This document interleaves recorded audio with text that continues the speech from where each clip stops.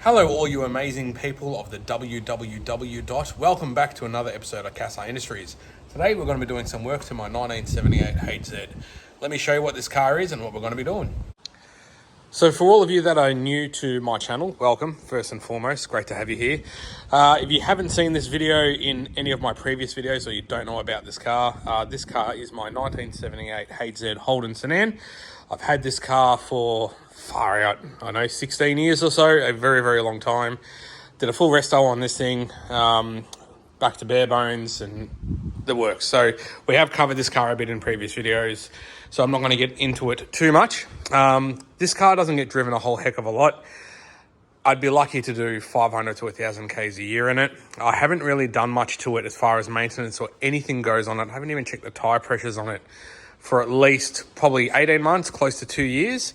But I am going to be driving it to Melbourne for a wedding in about a week's time. So I thought I better give the thing a little bit of love. So what I might do is we might get it inside and set up on the hoist first, and then I'll give you a little bit more of a look over of this car and what we're doing.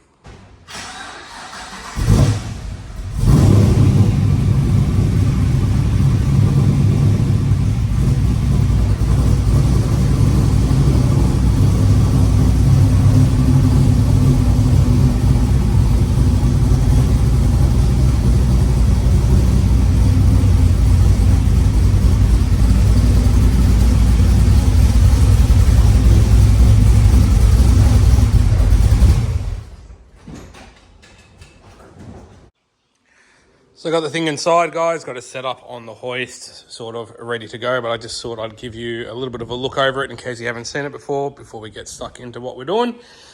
So it is LS powered. This engine is out of a Series 2 VE, which I bought from auction, that was hit up the bum, and I basically took all the running gear out of it and put it in this thing. So we've got the mighty LS up front. Transmission is shifted by a 6L80 from the VE as well, running the Tiptronic shifter, which all works. Transmission itself is standard with the exception of a large transmission cooler on the front of the car, which is there. And it's got a 3,800 RPM high stall in it. But besides from that, the transmission itself is standard. Diff-wise, it's running a 9-inch, which you'll see shortly when we get the car up. It's got 3/7 gears and a true track LSD and 31 spline axles. As far as the engine goes, it was originally put in standard, and I drove the car around with that motor in standard form for a couple of years. Then I wanted to put a cam in it, so we pulled the motor out to do that. And we had the heads off, so we thought, well, while the heads are off, let's deck the heads. So we took 20 thou off the heads for a bit more compression. We ended up putting new main bearings in it. Rod bearings in it, and we fitted ARP rod bolts. It's got a Mellings high volume oil pump, and then it's got LS7 lifters, upgraded push rods, upgraded valve springs, and a few other upgraded timing chain and things like that. So just a few things to get the thing to rev a bit harder. And obviously it's got a big cam in it as well, as you heard, bringing it in. So as I said, we're about to embark on a decent road trip in this thing. We're going to be doing probably about 1,400 Ks in the space of a weekend. So I wanted to just go over it and just make sure that the thing is up to scratch, as you haven't done a heck of a lot to it. So what we're basically going to be doing is replacing every single fluid in the car, with the exception of the coolant, because I did recently fit, probably a year or two ago, I fitted this Phoenix radiator, and we did new coolant in that with water wetter. So I don't think we're going to do anything cooling system-wise, but we're basically going to go through and do all of the fluids, starting with brake fluid.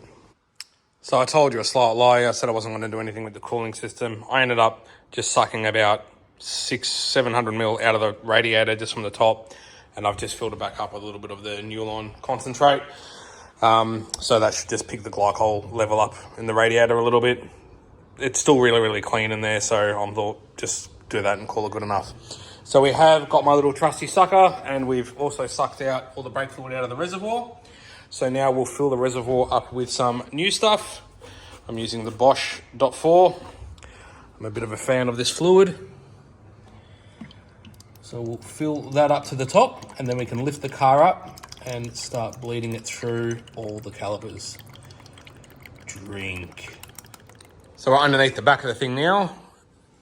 Bleeding the brakes. Always start with the one furthest away from the brake caliper, from the master cylinder first. So left rear, right rear, and then I normally drop it down and top the fluid up, and then I go left front and right front. So got the bleeders on the back of the calipers. I've already got the hose hooked up and I've got the bleeder cracked. So I basically just turn my sucker on. You'll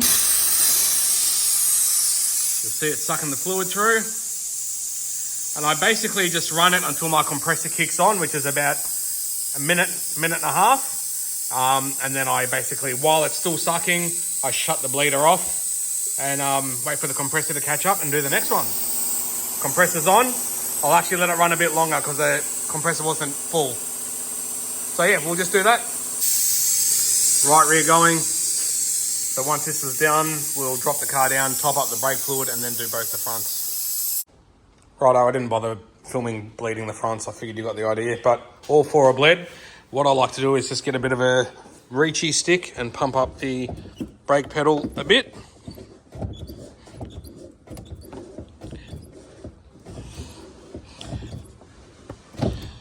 As when you bleed the brakes, it can push the pistons back slightly or suck the pistons back slightly. So I just like to do that, and then we'll finish filling this level up to full, and we'll move on to the next thing. All right, I got a little bit distracted. I noticed that my air filter was looking a bit dirty, a bit sorry for itself, so I'm going to give it a quick recharge. This is a K&N filter, so it is washable and oilable. So you basically tap out any big bits of schmutz that are in them, spray it down with this Power Clean stuff. Then you hose it all out with hot water, let it dry thoroughly, and then once it's dried, you give it a light coating of the K&N oil spray. I've actually got a couple of cans. This one's new, this one's almost finished. So we'll go ahead and do that, and while that's drying, we'll move on to doing other stuff. So we're back under the car now, and we're going to move on to the next thing. I'm actually going to take a couple of minutes and just go through and grease all of my grease points under the car. Can't even remember the last time that we were done. So we've got grease nipples on our lower ball joints, on our upper ball joints, both sides. We've got our drag link. We've got all of these joints here, which have got grease nipples on them. We've got our idler arm as well for the steering. It's got a grease joint on it. So, just go through with the grease gun and pump a bunch of grease into all of that stuff. And then I think we'll move on to probably diff oil. I reckon we'll do next. Sweet as, we've got everything in the front end all greased up, so I'm happy with that. So now we're going to move on to diff oil. So as I mentioned before, this thing's running a 9-inch rear end, and they do hold quite a bit of oil. Quite a while back, I can't remember how long ago exactly, a couple of years or so, I ended up welding a drain bung onto the bottom of this diff because it didn't have one. You just used to have to suck the oil out of the fill plug, which was annoying. But so we'll just crack the fill plug loose and remove the drain plug, and we'll start getting this oil draining out. Got our diff oil draining. It's actually pretty bad considering it hasn't been driven a heck of a lot since I changed it last. And also have cracked the fill plug. I always say crack your fill plug before you remove your drain plug. There's nothing worse than draining your diff oil and then finding out you can't refill it again. So yeah, I'm glad we're changing this oil. As far as oil that's going into it, we're going to be using Penrite's 85-140 gear oil, which is a good LSD oil. So we'll just let this drain and we'll fill it back up and move on to the next thing. After almost having to remortgage my house to pay for all of the diff oil this thing runs, it's finally full, and it took ages. If any of you have ever had to pump 85-140 gear oil on a cold day, you'll know the frustration that I just went through. Anyway, we're going to move on to the auto next. So this is a 6L80 6-speed auto, also out of a VE. I have not done any maintenance on this auto since I did this conversion in this car. I did pull the auto out of it about a year or so, maybe 2 years after I put the engine in to put a high stall converter in it. But I never took the pan back off or anything. I just topped the transmission oil back up. So be interesting to see what the condition of this transmission oil is like. So, excuse me. This is a check plug. So this is not a drain plug. So this is a check plug, but transmission oil will come out of this when you remove it. So that's what we're going to do. Then you've got to remove the pan to finish draining it. And there's an internal filter, which we're going to be changing, as well as the gasket on the pan. And the fill plug is actually up on the side up here. So that just pops out, and that's where you fill the, I'll see if I can actually get it out by hand. No, I can't, I need some pliers. But that's actually where you fill it up from. So basically, we'll run through it when it's all sort of happening, but we're going to take this out, drain what we can out of it. Then we're going to pull the pan off, change the internal filter, change the gasket, clean the pan out, put the pan back on. Then we're going to fill it up from here with this plug out until it starts coming out of here, until the oil starts coming out. Then we're going to start the car up, let it idle in neutral, let it warm up a little bit, and then we'll finish filling it up until it comes out of here again. So let's just get into it.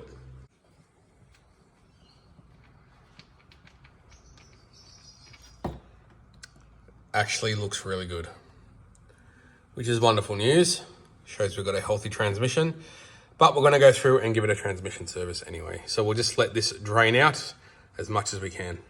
So that was come down to a drip. So I've just put that back in there finger tight. So now we'll go through and take off all of these 10mm bolts around the outside and pull the pan off. It's just hanging by one loose bolt at the moment. So you can see we are draining out the rest of some more of that fluid from that back corner, just to try and minimize the amount of mess we make. This is what these things look like with the pan off them. This is our plastic filter here, which just pushes up into an O-ring that sits up in there. So you just sort of jiggle it and pull down on it and it will come out, just pops out. This is our pan sitting over here with our gasket on it, which we're going to replace. So we'll just clean this all out. There is a magnet in there, which we'll take off and clean. Not really much stuff in there, which is also good news. And you can see our check here. This is where you sort of fill up. When you put it all back together, you fill it up until it starts coming out of this hole. And then you start the car up. The pump will start sucking inside the auto, which will suck the fluid up through the filter and spread it around everywhere it needs to go.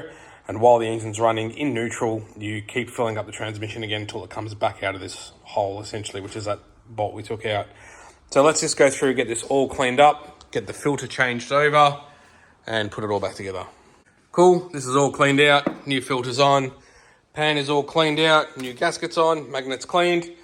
Bolt that onto there, we can start filling it up. Now that it's all back together, all that's left is the fill up procedure. So this is the fill plug that goes in the top on the side. So that presses down. So you just basically flick that center bit up and then the whole grommet assembly comes out. Excuse me, I am still sick, so I am croaky. We're using the Penrite's ATF LV transmission oil, which is the oil that these things run. So what we're going to do is fill it up till it comes out the hole. We'll drop it down, start it up in neutral, let it run for 10 minutes or so to get a little bit of warmth into it, and then we'll finish filling it up till it comes back out of that hole. It's making toilet. Righto, so she's been running for about 10 minutes or so, maybe 12 minutes. Hopefully you can hear me over the sound of the car. So we'll keep pumping it.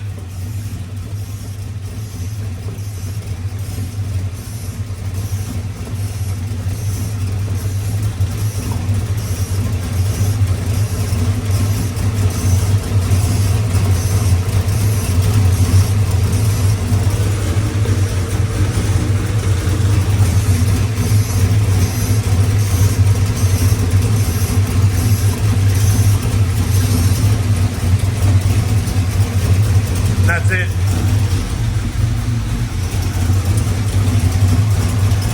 Let it go to a little trickle.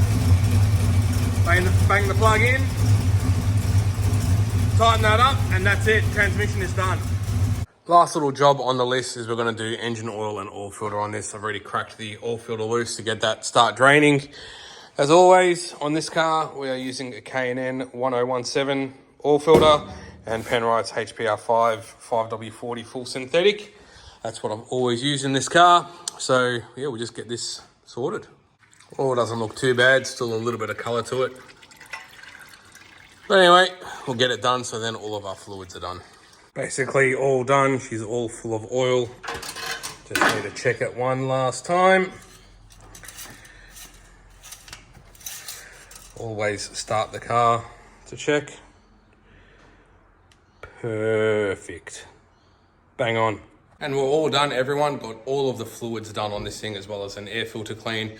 Something that's been weighing on the back of my mind for a very, very long time, and I'm quite relieved that I finally got that done, especially before we go on this big road trip that we need to go on this weekend.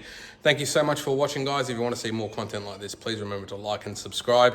And until I see you in the next video, be good to yourselves and each other.